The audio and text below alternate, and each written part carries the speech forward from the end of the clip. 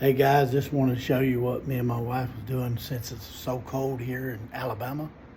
18 degrees, maybe 17 degrees with ice. So we couldn't work out the shop. It was just too cold for my wife. So we brought some things into the house. I wanted to show y'all. My wife is working on this Build-A-Bear haul. We bought this a while back. It's all kinds of Build-A-Bear clothes, as you see it in the ground. We're gonna have to actually wash them in the wash machine. And they all go in these Build-A-Bears right here. And it come out that we bought this whole tub for like nearly nothing. And I want to bring you over here to some stuffed animals that come with it. I'm gonna put them online, and then I'm working on the collectible glasses. Got some Smurf glasses, some Charlie Brown, some Disney cups, McDonald, these glasses. I'm gonna lot them up by probably 5 and put them in the large priority box so I can really wrap them, sell 5 at a time. And these tiaras from '83.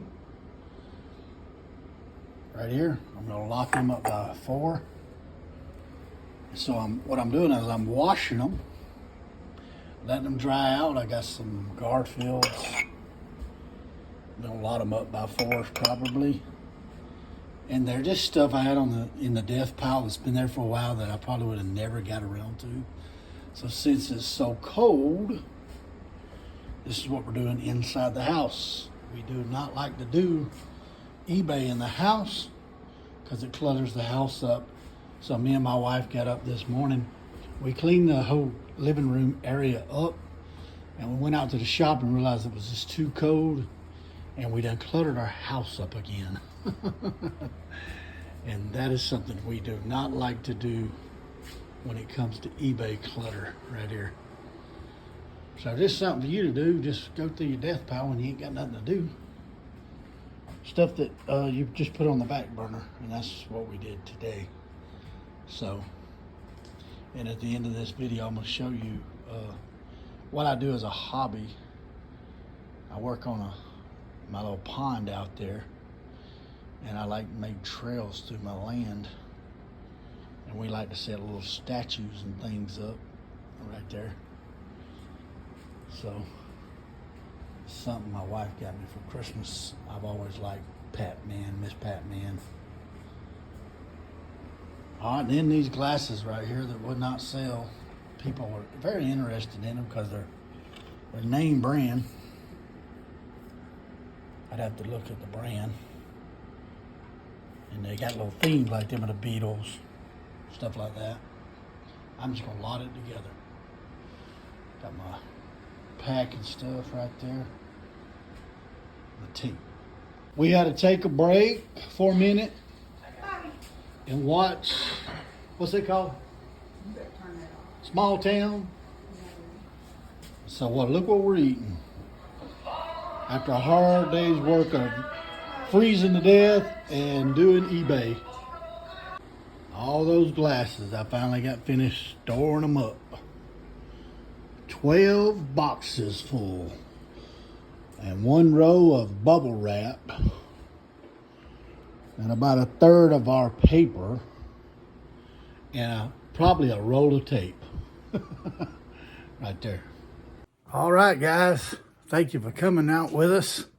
I finally got the glass stuff on the shelf, packaged up, and done. So here it is on the shelf. That's 2 deep. Right there, as you see on the side. And I tell you, it was hard work. If you deal with collectible glass, you better get a good bit of money for it. It ain't worth it if you cannot get a good bit of money for collectible glass. You know, and there is some glass that's really worth really good money right there. And like I say, my wife, she does vintage jewelry.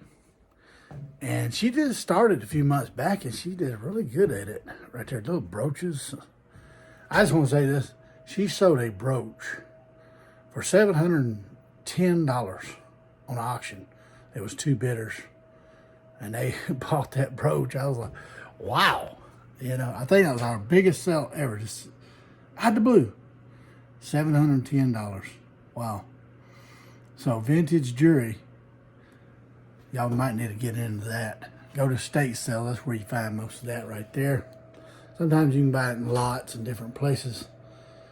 But, you know, a lot of people don't know about vintage jewelry at retail places and, you know, estate sales and stuff like that. They mainly focus on the gold and the silver.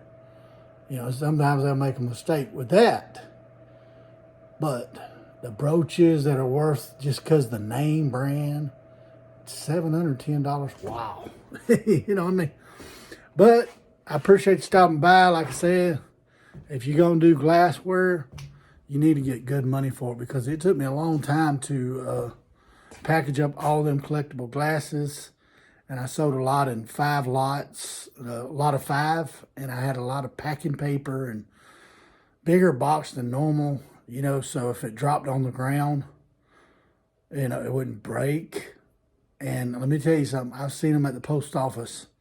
It said fragile, and they would deliberately drop it at the last second every time. I watched this one guy that had a big old sticker that said fragile. And right, he'd get about 4 or 5 inches from the bottom, he'd just let it drop out of his hand. Because he didn't want to pick up. They put them in the wrong table right beside the bin you put them in, because they were worried about it being fragile. So he just puts them in there himself and just drops them in there. And lately I've had the post office mess up on a few things. We sold this very expensive bracelet from the 60s, I think, or 50s. And the post office just crushed it all to pieces right there. And the lady was so disappointed. And she sent me a picture. It was just crushed all to pieces. You know, we had to trace it down. It took a long time to get it and finally find it. They made some stupid mistakes when they shipped it out to different plants right there. But I appreciate you stopping by. I want y'all to like and subscribe. Until the next video, have a good night.